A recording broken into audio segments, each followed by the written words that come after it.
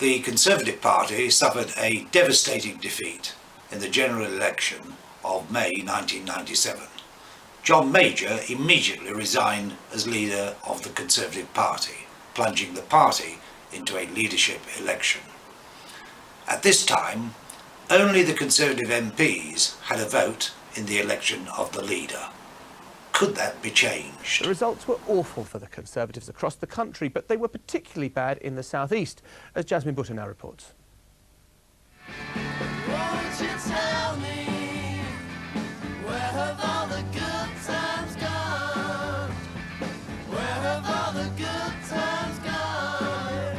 As the red tide swept across the southeast in the early hours of Friday morning, it brought in its wake some grim realities for the Conservatives. Almost half of the region's Tory MPs were wiped out, on swings much greater than the national average. Claire Margaret Ward, 25,000. Labour's military targeting of marginal constituencies takes some of the credit. But seats like Watford, well outside the hit list, fell on swings greater than those achieved in many of the key seats. That suggests a real sea change among the South East's voters, evident on the streets of Watford. A lot of people have actually changed to Labour because of the policies that have now come through. I'm a Conservative person myself, but I've been very disappointed in him last. How many years they've been in now? Last couple of years has been terrible, isn't it? So hopefully we can, let's see how it goes. Very good indeed, yes. That's what we want, isn't it? Especially pensioners. What's the Conservatives done for us? Nothing. Evans, David John, the Conservative Party candidate, 19,341.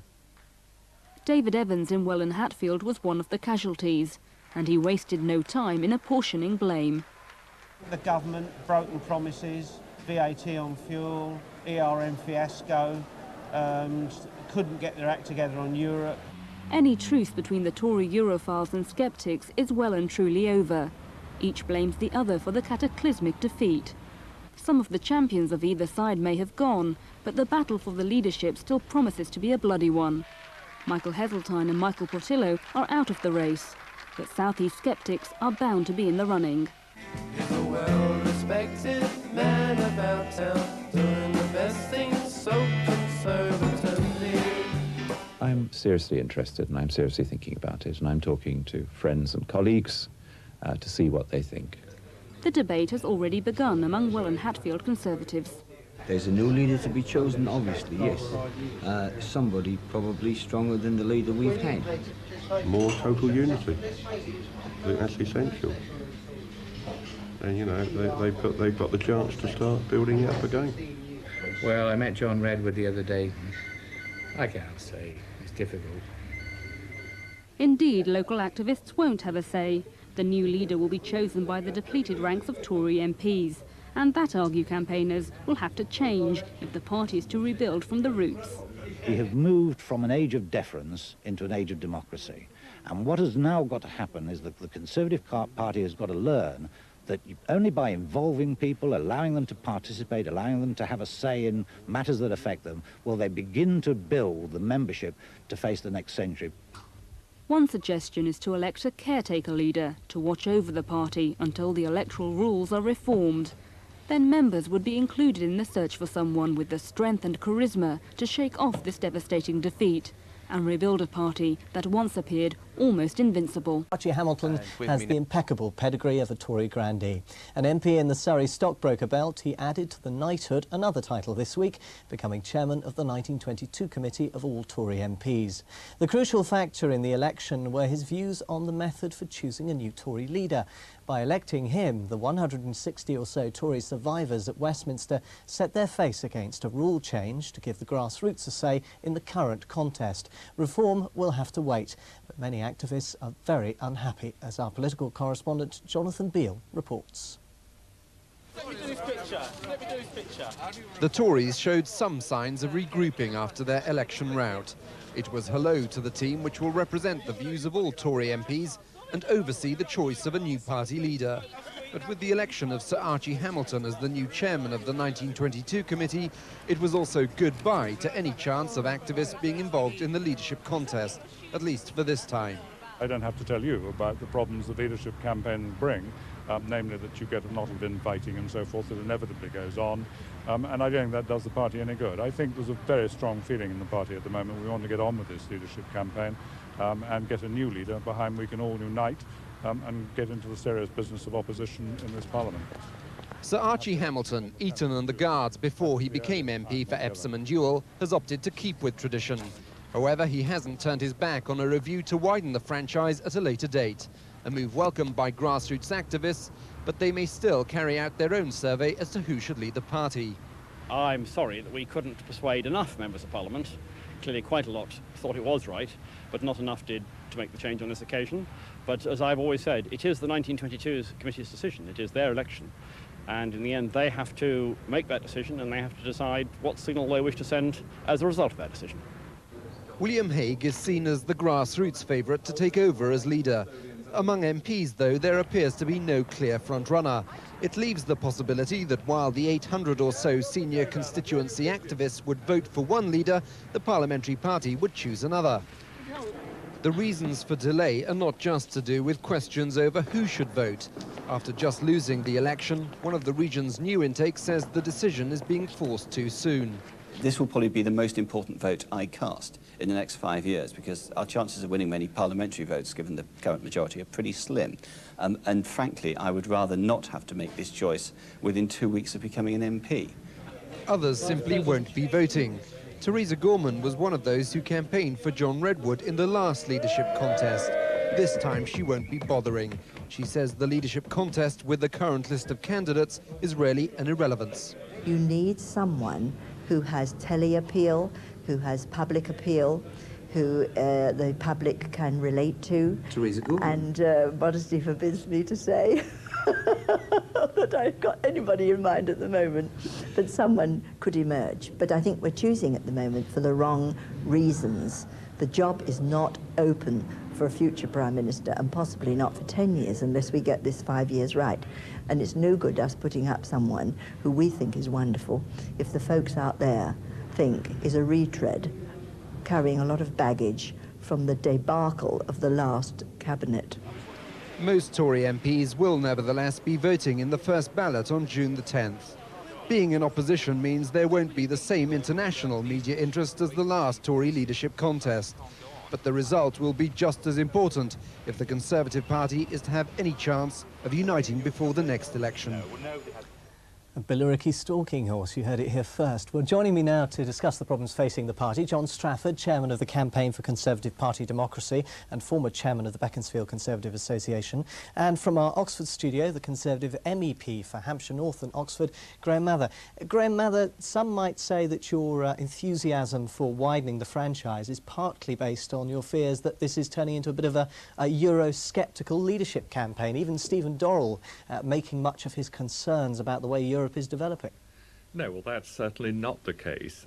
Anyone who's integrated with the party knows that our real problem is that our activists feel disconnected from the colleagues at Westminster, and they think that Westminster MPs behaved very badly over the last 2 or 3 years. They showed great indiscipline, and now they're showing enormous complacency in thinking they can choose a leader without involving every level of the party, and that clearly ought to involve party workers, constituency chairmen, MEPs and peers. We're not talking about anything to do with particular wings or factions. What we're talking about is building a modern Conservative Party that will work instead of an old-fashioned one which has come to the end of its run. And yet you've heard from so many MPs, certainly we heard during the election campaign and before, that many of them regard their activists as actually being comparatively Eurosceptic, maybe further away from public opinion on this issue, so that you might actually be endangering your own position.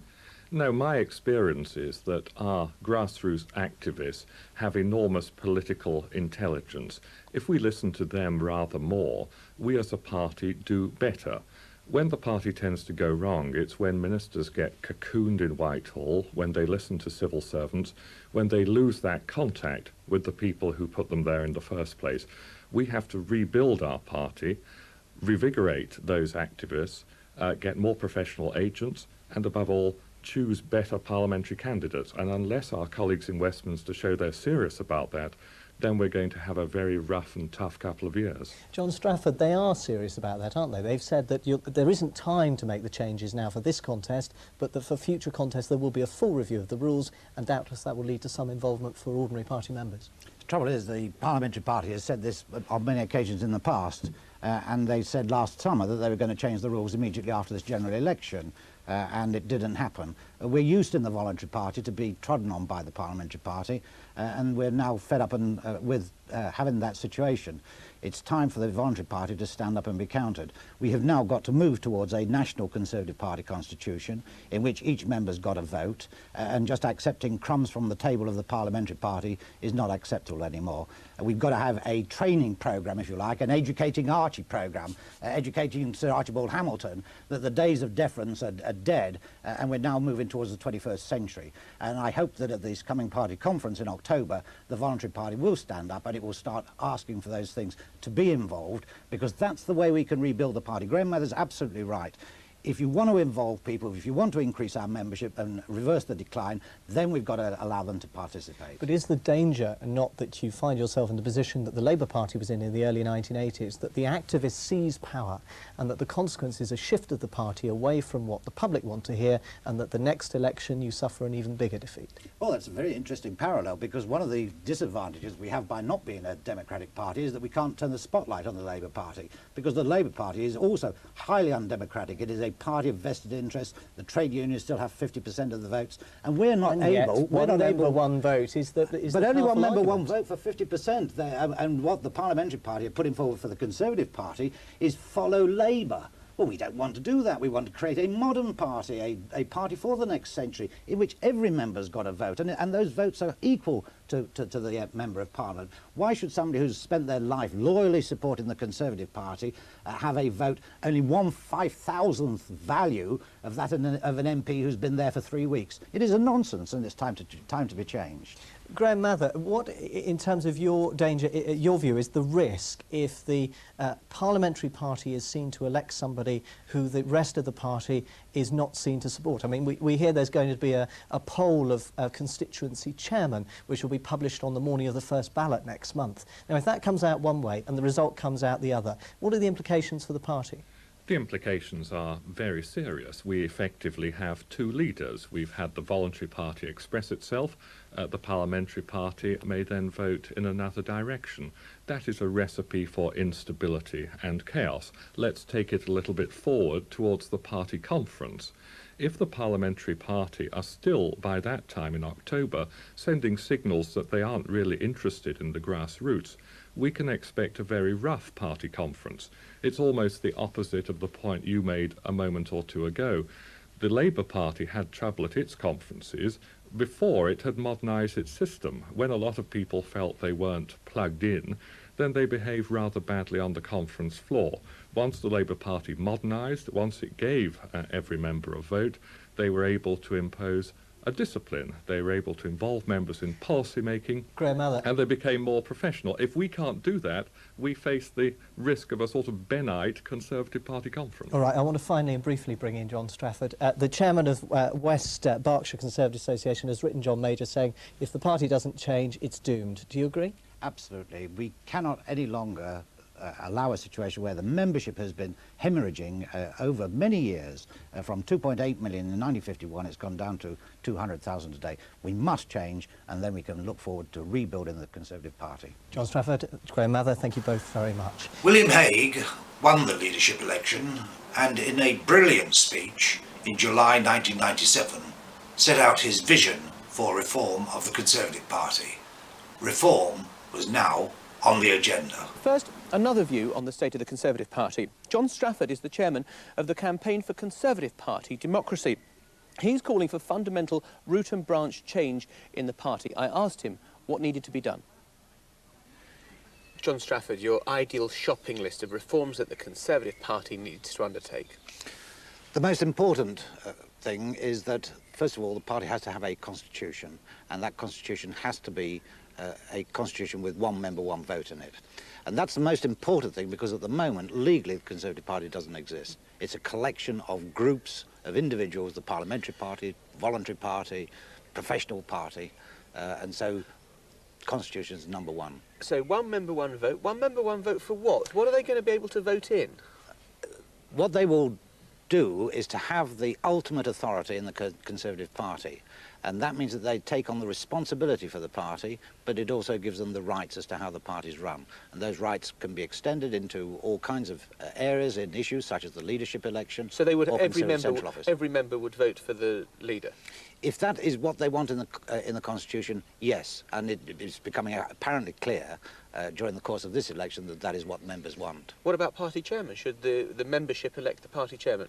Well, a lot of members do want to have the party chairman elected because they see the control of central office as being one of the key factors in the way in which the Conservative Party works. So a lot of people want to see that, yes. And I suppose it would follow then that you'd have conference decisions taken that would have much more standing in the party than they do presently. Absolutely, and it would mean that you would be able to motivate the membership because they would at last have a say and a vote and some way in which their views can be heard and taken account of. There, in effect, will be accountability of the leadership of the party to the party members. And presumably you're not that far then from almost having mandated MPs where a policy has been agreed at the party conference, they then have to go to the House of Commons to represent that particular policy that's been agreed. That's a huge jump and it goes far further than anything I would even dream of doing.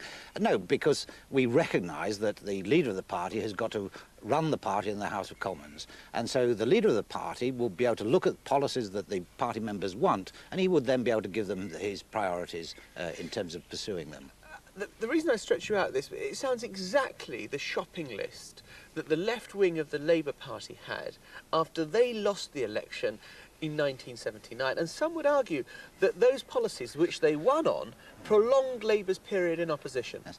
But what you're doing is you're looking at the Labour Party in '79, and the Labour Party, even today, is still dominated and controlled by the vested interests of the trade unions. Even today, the trade unions still have 50% of the votes at their party conference. They still have most of the funding of the Labour Party takes place by the trade unions. There is huge centralised power in the Labour Party now. John Major would have killed to have that centralisation of power, wouldn't he? Well, there's certainly going to have to be a quid pro quo between giving rights to members and having more power in the centre. And certainly when it comes to choosing by-election candidates, then the centre's going to have some more power in deciding the whole range of candidates for the party. Then you can see the centre needing some more. And extremely briefly, do you see the tide moving your way on this? Absolutely. Even today, the Sunday Times talking about a new constitution, and the Times is talking about a constitution. We recognise now that a constitution is essential for the progression of the Conservative Party. And Edmund Burke said, a constitution without the means of change is a constitution that will die. Well, the Conservative Party hasn't at the moment got a constitution, and it's dying. John Strafford, and with me still Theresa May and Baroness Miller. Doreen Miller, this idea of a new constitution for the Conservative Party to address all those big issues, I don't know, electing the party chairman, he was saying, electing the leader of the party, is that the way forward?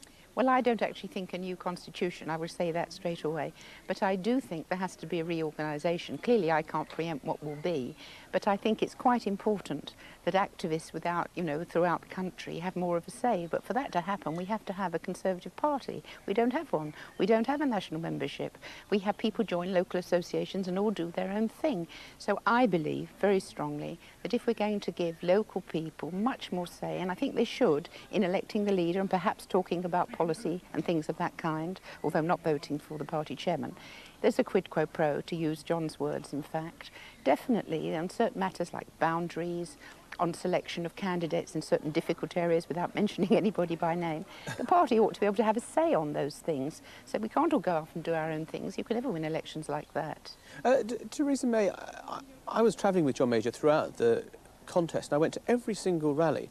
And looking at the audience at all these rallies, without being disrespectful, it looked like an audience for age concern. The party looked so old and, dare I say it, decrepit. Well, I think you've just got to look at the sort of people that we've got here at the lunch party today to know that that is not the case.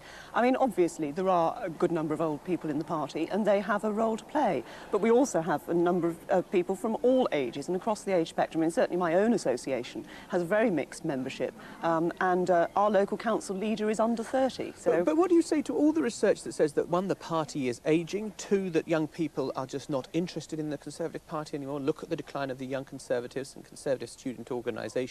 And that something really fundamental has to be done to engender interest. I think that if you look actually at the youth part of any of the political parties, you'll find that they actually go through peaks and troughs naturally. In fact, if you look, for example, at some of the universities like Reading, the Conservatives there are actually going through a great resurgence at the moment, and there's a lot more interest in Conservatives. Yes, we've got to show that we appeal to people, and we've got to show that we have the policies that are going to win. 1 week before the party conference, the On the Record programme looked at the issue of party reform. Is changing. This week, we shall know the result of a ballot of all party members in which Mr Hague has confronted them with the choice, back me or sack me. And the vote is on not just Mr Hague, but on the reforms that he wants to introduce. The problem is the members haven't yet seen the detail of what's being proposed, and many of them feel they're being bounced into an endorsement. Laura Trevelyan has seen the latest version of the document, and this is her report. This was once a reassuringly solid Tory landscape, but the most momentous Conservative election defeat since 1832 has left Sheffield without a Tory MP, and defeat has laid bare the withered state of the party's grassroots. We have one councillor out of the three, the other two are Liberal Democrats, and of course the seat itself was solid Tory since 1945. And what's happened? We've now lost the seat to the Liberal Democrats at the last general election. David Pinder is the chairman of the Sheffield Hallam Association. A party member for 35 years, he says while the Tories ruled the country, their activist base crumbled. The party has been failing to attract younger people for a number of years now. I remember when I joined the Young Conservatives a good number of years ago, we had 80 along to meetings. Now we're down to 5 or 6. We used to have 12 Conservative councillors representing the wards in the constituency. We're now down to 1. Patrick Said of Sheffield University is the author of a study which revealed the Tory party membership to be demoralised and elderly. I think that Sheffield Hallam is an absolutely classic example of the problems for the Conservative Party. I've observed general elections here in Sheffield since 1970, and I can say without hesitation that this was the worst campaign fought by the Conservatives throughout that period of time. Very, very few people actually out campaigning. The Conservative Party needs to encourage participation. It needs to recruit individuals, and to recruit them, it's got to give them some sense in which they're taken seriously. And basically the history of the Conservative Party ever since the 19th century has been that the members are there to service the parliamentarians. The new leader wants to reform the party structure to make the Tories electable while satisfying his activist desire for greater democracy. Mr Hague's in Salisbury on the last leg of his nationwide tour of the Tory faithful. After a difficult first summer in the job, he's asked his estimated 300,000 party members to approve his election as leader. But it's proved to be a controversial ballot.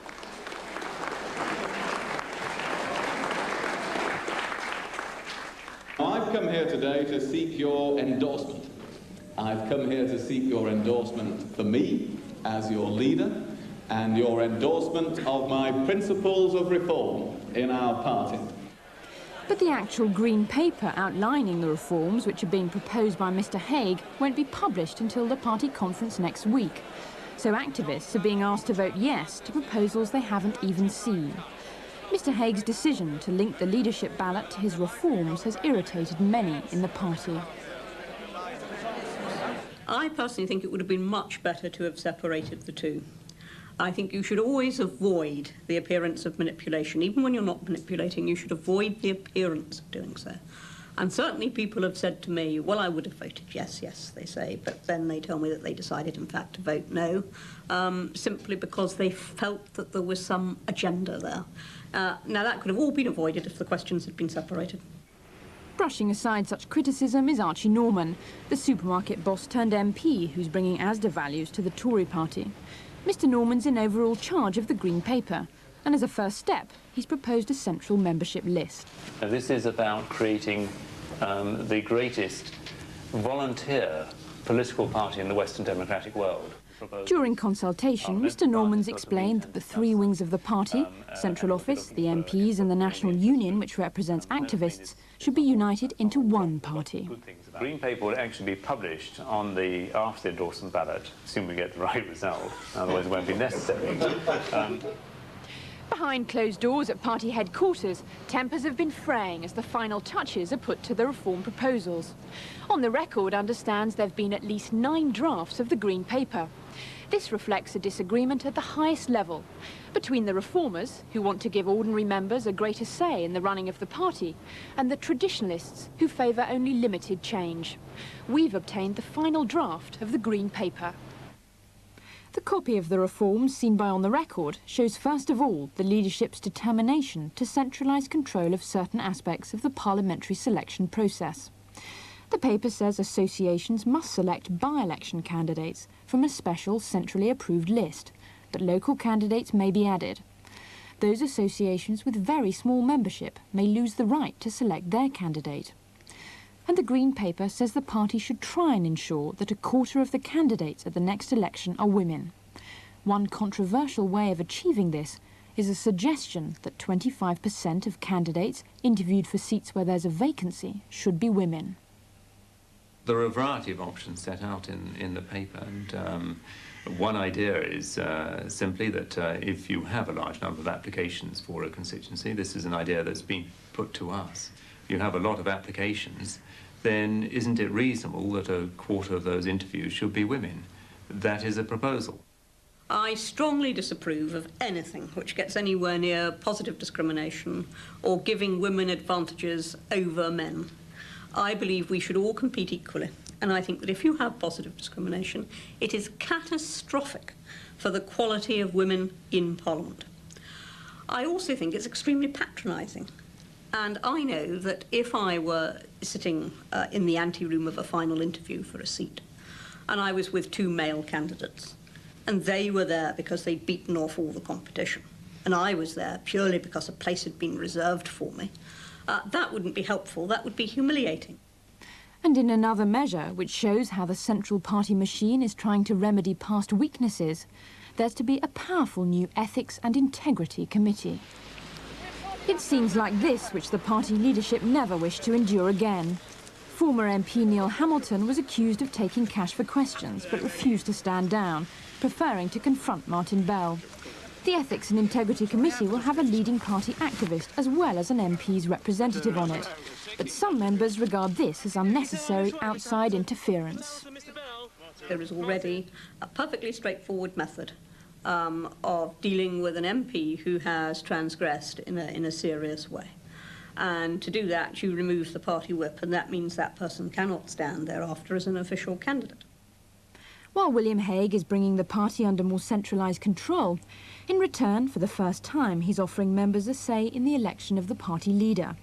The Green Paper outlines the new rules, under which the MPs retain the right to initiate a leadership contest and select the candidates, but there will be an electoral college for the final rounds, and a significant percentage of the votes will be allocated to the voluntary party. Conservative peers and MEPs will also have votes in the college.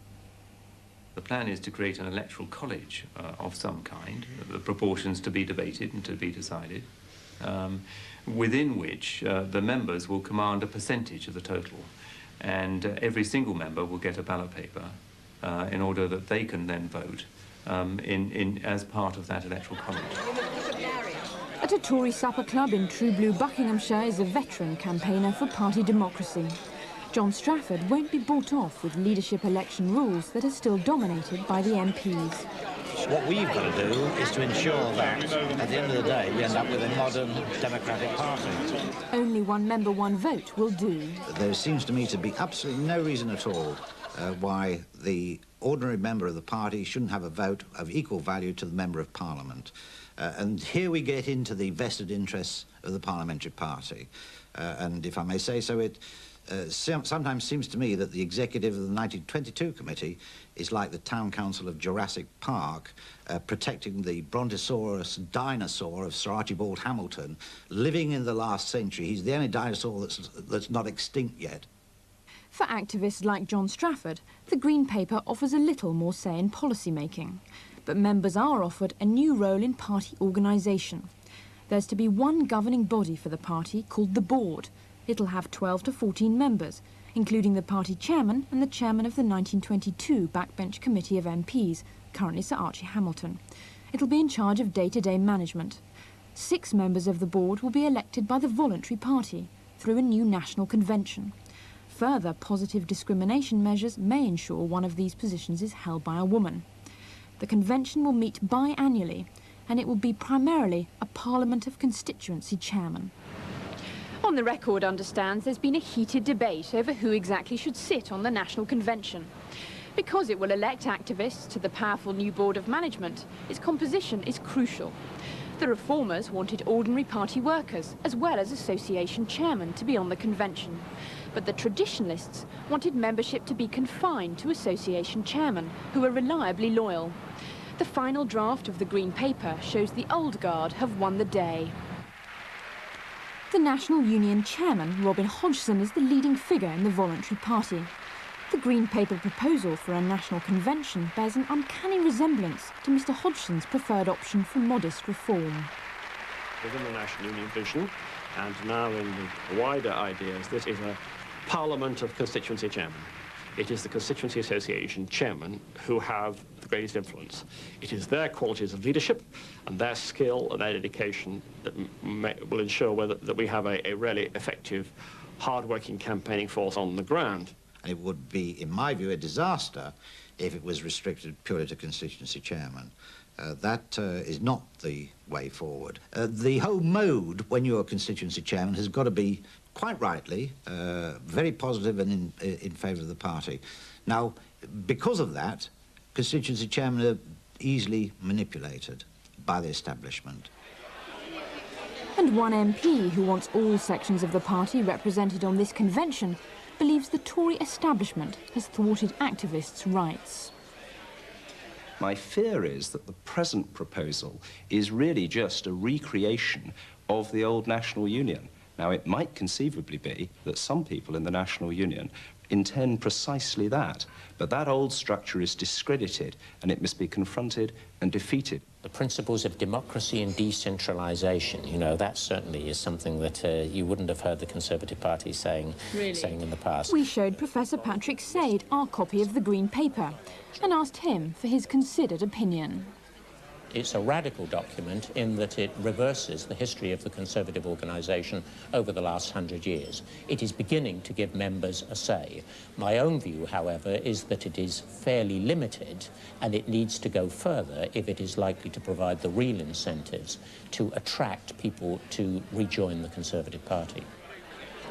William Hague's taken on the powerful vested interests in his party, claiming he wants to give more democracy to the activists. The Green Paper shows the old guard may have defeated him. Your party reforms. I fear that we are rushing towards yet another disaster for the Conservative Party. One of the big issues in the party reforms was the election of the party leader. What was proposed was an electoral college of the MPs and the party members, with each having 50% of the votes. Geoffrey Archer, at that time a darling of the party members, put that suggestion to the party conference. I opposed John it. Strafford, who comes from the Wessex area. It's a great Green Paper. It is a window of opportunity for us to create the most modern, democratic political party in the Western world. But we have to concentrate on getting new members.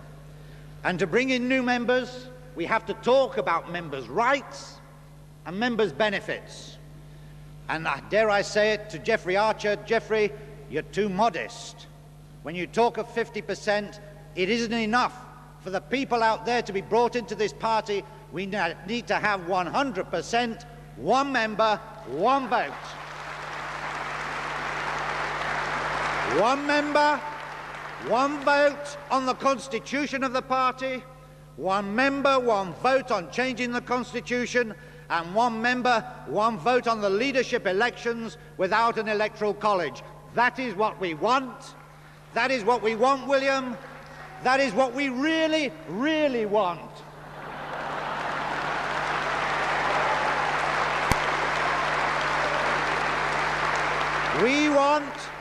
We want the full Monty of democracy.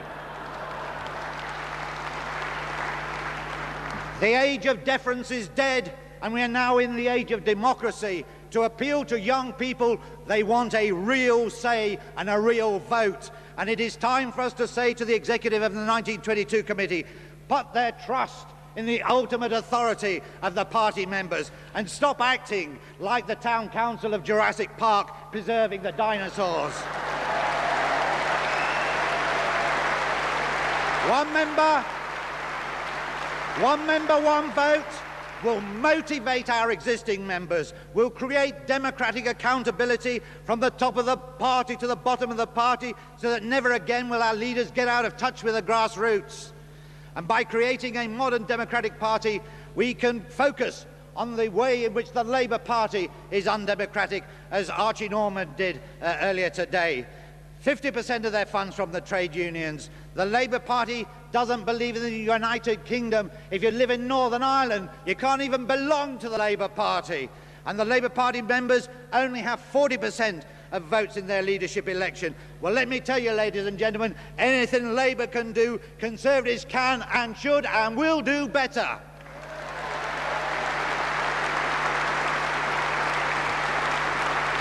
The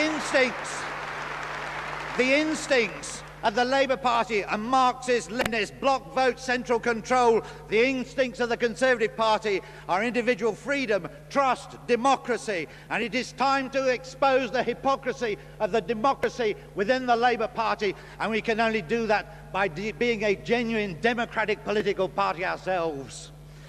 William Hague can now show the courage, the confidence of his own leadership by putting his trust in the ordinary members of the party. He can lead without having to resort to the manipulative manoeuvrings of the men in grey suits. And if he does, the membership of the party will repay him with their trust, their hard work, their determination to win the next election.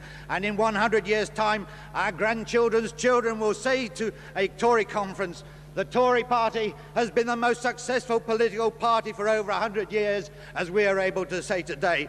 One member, one vote for your future. Vote for it, and vote for it now.